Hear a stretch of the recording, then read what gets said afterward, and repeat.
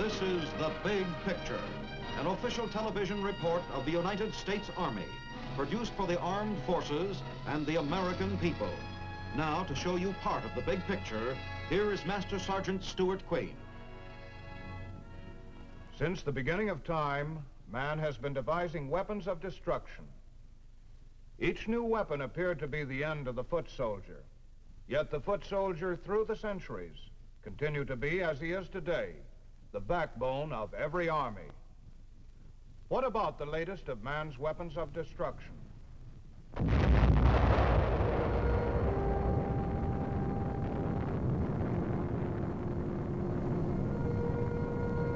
Will nuclear weapons finally put an end to the usefulness of the foot soldier?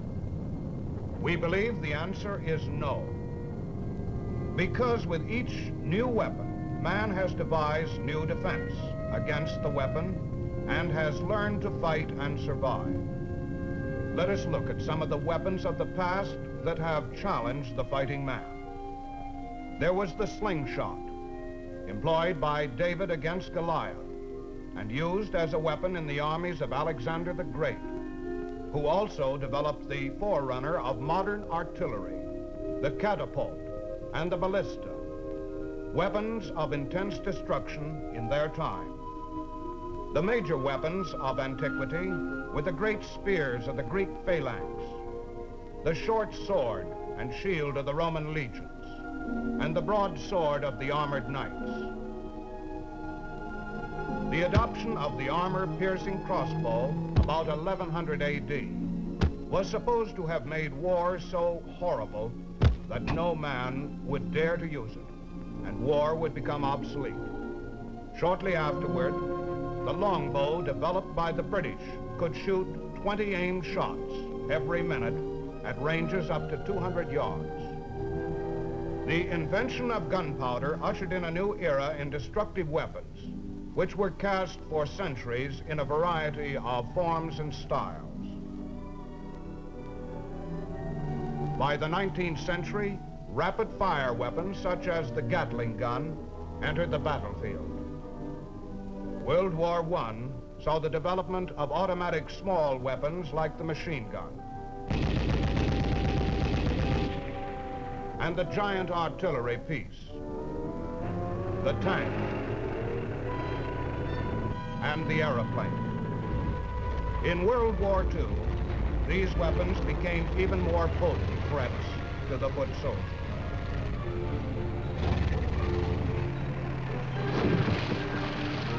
But we found, as in the Korean War, that wherever there was land that had to be controlled, wherever there was a position to take or a line to hold, the foot soldier continued to be of critical military importance.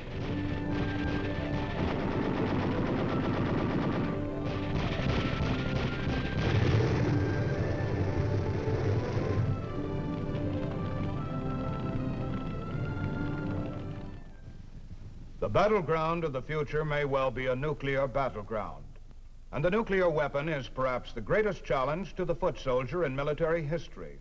The United States Army believes it is a challenge that can be met, and that today's soldier has a chance of surviving this new weapon, just as the soldier of the past was able to survive the weapons of his day. Today on The Big Picture, we would like to show you a training film made by the Army to orient the soldier in methods for his individual protection against atomic attack. However, many of the methods employed are equally applicable to the citizens of our country in the event of an atomic attack. This is Hiroshima. We've learned a lot about the atomic bomb since this one was dropped. We don't have all the answers, but some lessons are very clear. The atomic weapon, though far more powerful than any killer previously devised, is not final and inescapable. Much can be done to minimize the effects. When the enemy uses this weapon, you who are the troops on the ground must be ready. You can and must continue to do your job.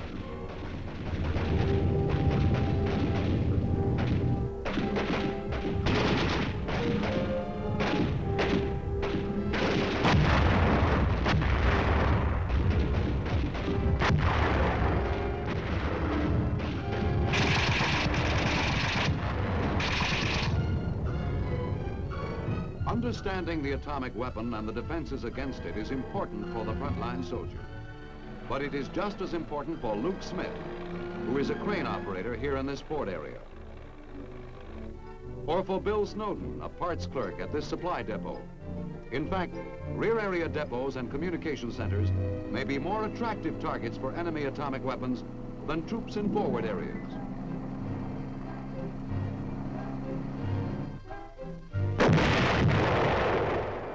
Atomic weapons resemble ordinary high explosive weapons in that both explosions are due to the rapid release of large amounts of energy in a small space.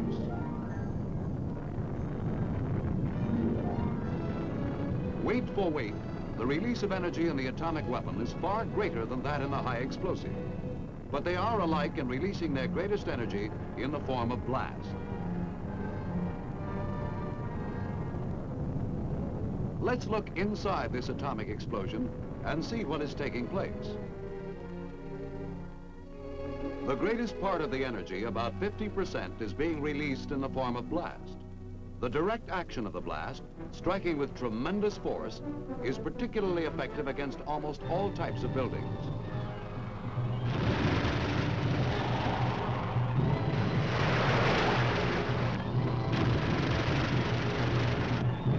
Damage to military equipment like trucks and weapons comes mostly from being dragged or rolled over the ground.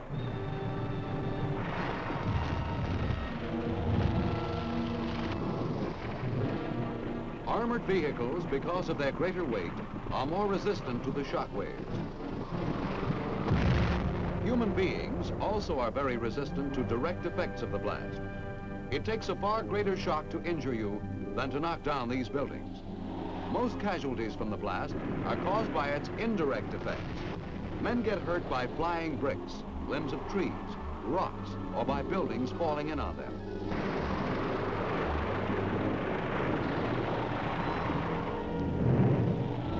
Of course, if you are standing in the open, you can be picked up and hurled through the air until you come to a sudden casualty-producing stop.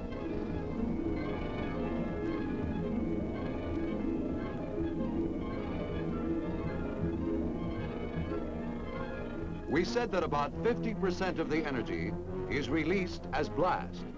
At the same time, over 30% is being discharged as heat. The duration of this flash heat wave depends on the particular weapon used, but in any case, it lasts a very short time.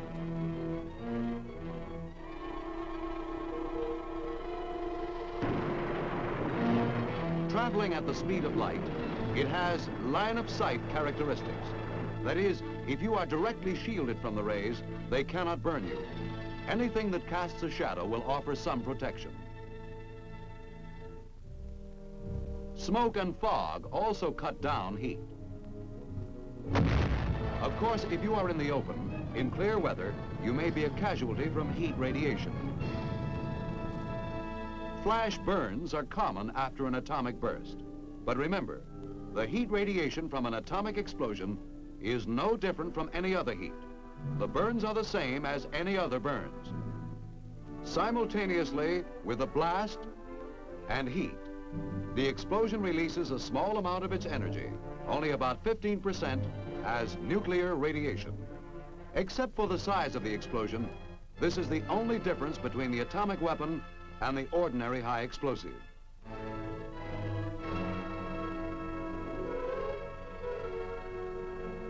Nuclear radiation. Is it mysterious? Always lethal? One of those new products the scientists are turning out in the laboratories to menace our lives? Some people think so. But we're often in contact with it. In the X-ray, for example, the kind used under proper control in our physical examinations. You cannot stop radiation completely, but you can reduce its effect considerably by shielding. Any object between you and the blast provides some protection. The degree of protection depends on the density and thickness of the shield. For instance, lead, being quite dense, gives excellent protection against gamma rays. But we don't usually have lead around on the battlefield.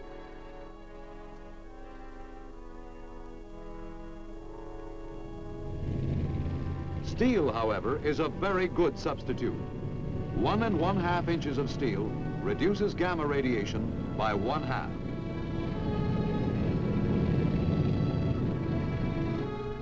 Concrete also provides a considerable amount of shielding. So do wood and earth. By adding to the thickness of each substance, we can further reduce the radiation.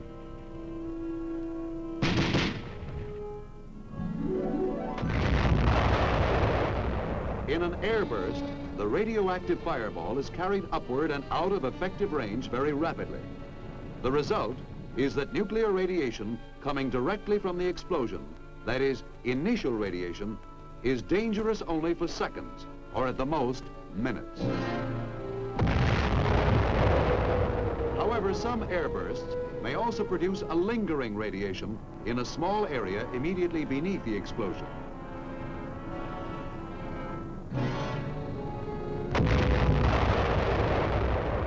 Surface blasts, and those underground, also will produce this lingering or residual radiation which contaminates the area for a considerable period of time.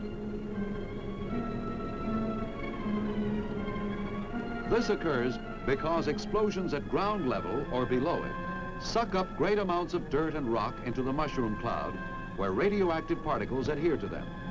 Much of the material falls back to Earth in the general vicinity of the blast, leaving the area highly contaminated. But many fine particles of the dust will drift away with the wind, and as fallout, eventually contaminate a much wider area.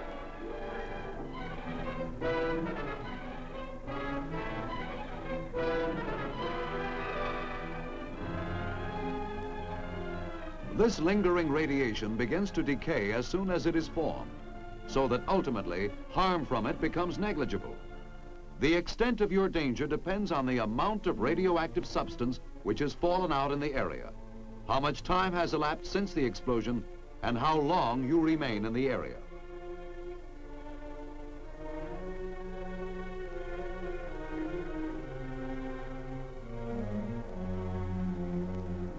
We've seen the principal effects of the atomic explosion: blast, heat, and nuclear radiation.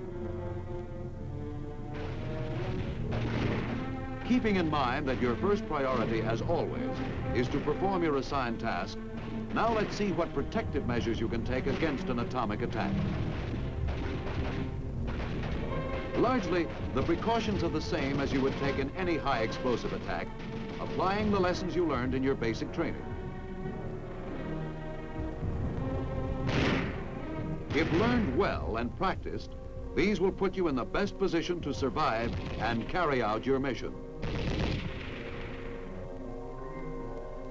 Prior to an atomic burst, perhaps your most basic defense is to keep as much of your body covered as possible. Clothing should be worn loose, with sleeves rolled down. Loose clothing has airspace that gives good insulation from heat. Although it cannot shield you from initial radiation, it will protect you from heat.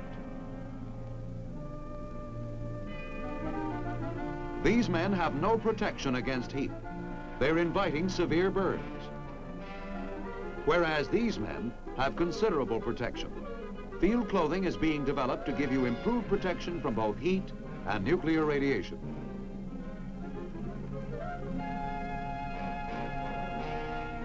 Protective salves are being developed to cover exposed skin.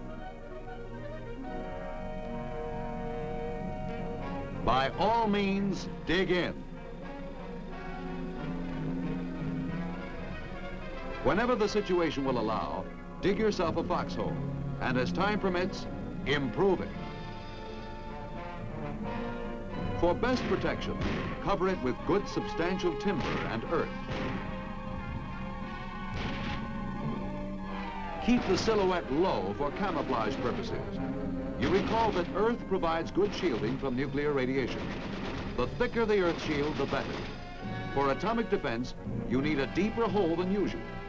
Have a minimum of 3 feet between ground level and the top of your body in crouching position. The sides may crumble, but this foxhole will give you very good protection against flying missiles, heat, and radiation.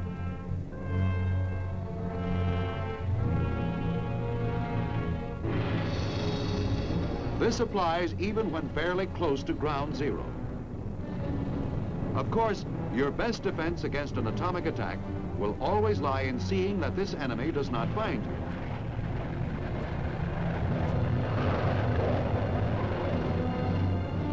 Effective counterintelligence, including camouflage, is most important in denying the enemy target information about your area. One man's indiscretion, when captured, can give the enemy just the needed clue.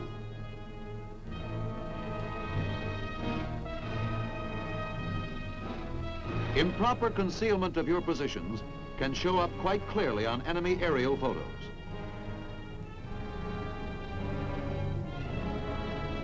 Poor light discipline at night.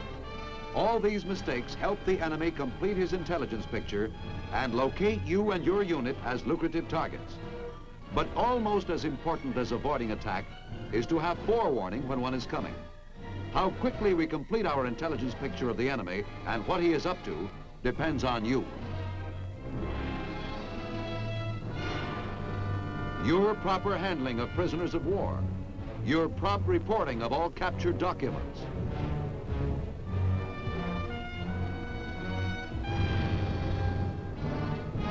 report any activities by the enemy, his use of protective clothing and other special equipment,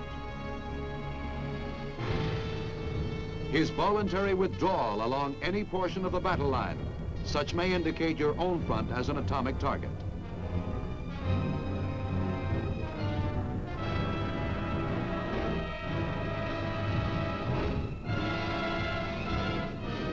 When his attack comes, we need alert observation to pinpoint the enemy. This and a good warning system can buy time to spread the word and take cover behind earth, behind steel, or if you're in a built-up area, behind concrete. If your only shelter is an open foxhole, stretch your poncho or whatever is available over it. You've already heard that cloth gives considerable protection against heat. If you don't have a shelter or can't get to it, take advantage of the best cover available, a fold in the ground,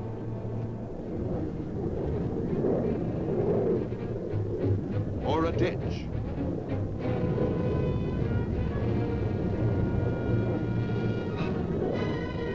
In a building, get onto something substantial. A counter or desk will protect you from falling debris. In case you're in the open where you can't get to any covered position, hit the ground wherever you are and cover the exposed parts of your body, even if you have no warning before you see the flash.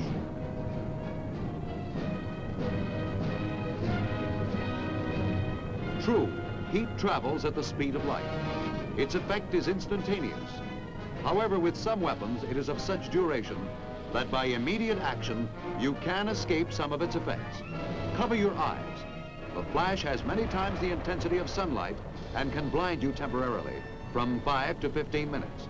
At night, this blindness will last longer, and there is a chance of permanent injury to your eyes. The blast wave travels at about the speed of sound. Wait until it has passed before you get up.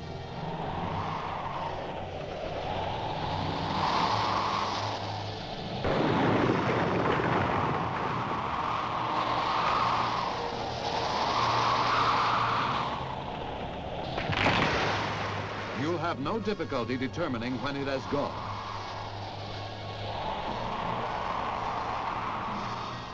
After the attack, your first action is to continue with your assigned mission. However, do not leave your position until told to do so. Without knowing it, you may move into a highly contaminated area. Of course, check your weapon for proper functioning. Check your communications. You must establish immediate contact with your leader. If he is a casualty, you may have to assume command. Following closely on his atomic attack, the enemy will probably launch a ground attack.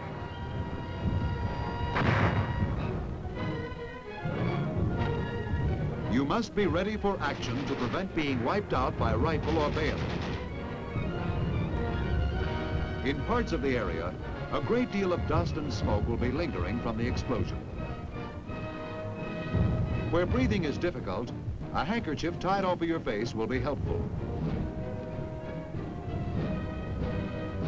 Or a dust respirator. A protective mask might also be used. There may be numerous casualties from the atomic attack and not enough medical aid men to go around. Your standard first aid procedures promptly applied may save many lives.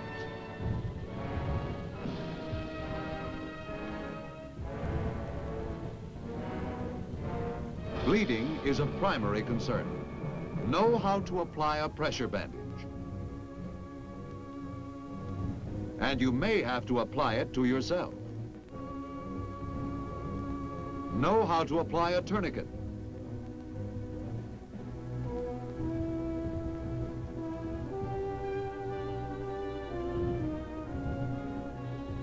For splinting, use field expedients, a rifle stock or a stick.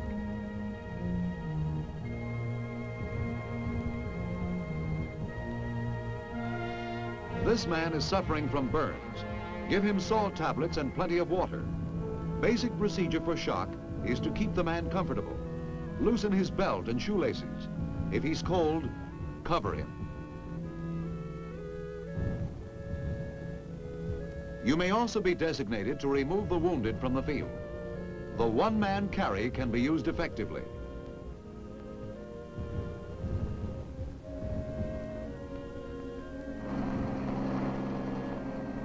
Emergency medical units moving in rapidly after the attack will soon take care of the overload of casualties.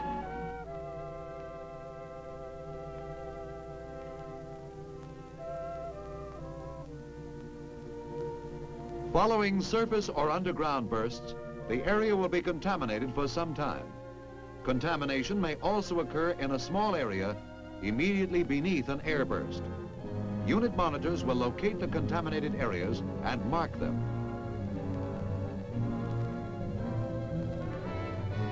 This is your atomic contamination marker. Black Y on a white triangle, front view.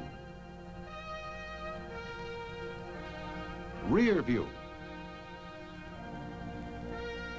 You will be told when you can enter safely into such an area and for how long. Have faith in your leaders. They will ensure that you do not get more radiation than is absolutely necessary.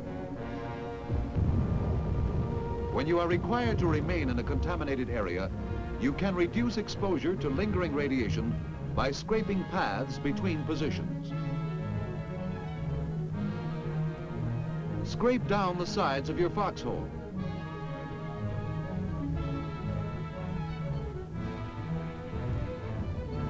Shovel out the floor.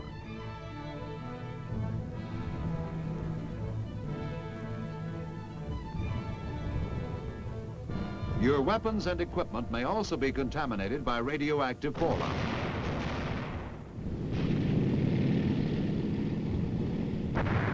If your immediate assignment requires their use, go ahead and use them.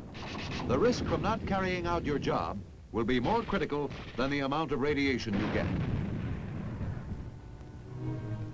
You can decontaminate your equipment in the field by sweeping or scraping it down.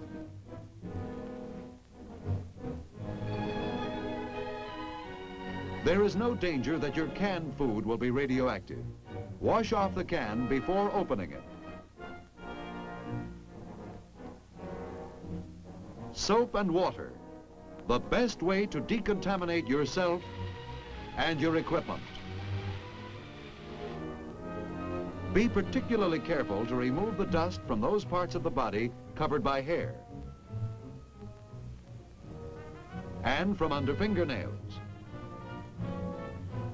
Where necessary, decontamination units will be set up. Here you will be provided showers.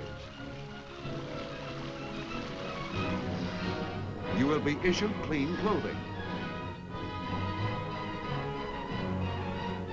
And you return to fight, not even a casualty. Miraculous? No. You survived because you understood the weapon, its effective blast, heat, and nuclear radiation.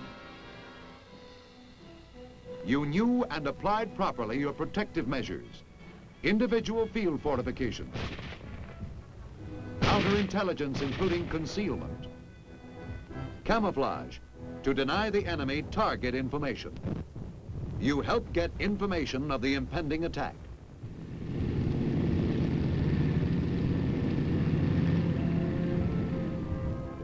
You had a good warning system. During the attack, you took cover, the best cover available.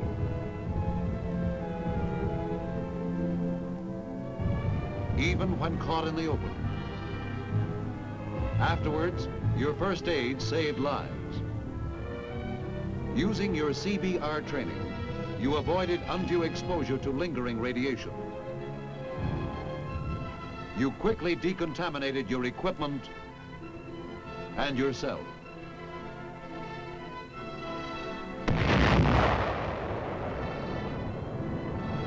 Yes, the atomic weapon is spectacular. It is potent, but it is not final or inescapable. It is another form of attack. As long as wars must be fought, soldiers are going to keep on fighting and living. Living and fighting, just as they always have. And as always, the odds will favor the man who knows. Today, the Army is training its soldiers against possible nuclear warfare. As you have seen, part of this training is to familiarize as many soldiers as possible with actual atomic detonations, showing them the damage such weapons can inflict, and teaching them the most effective methods of defense against atomic attack. There is no minimizing the potency of the nuclear weapon, but today's soldier, well informed as to the nature of that weapon and well trained in test explosions over the last few years, has a better chance of survival on the atomic battlefield. Now this is Sergeant Stuart Queen, your host for The Big Picture. The Big Picture is an official television report for the armed forces and the American people. Produced by the Army Pictorial Center. Presented by the United States Army in cooperation with this station.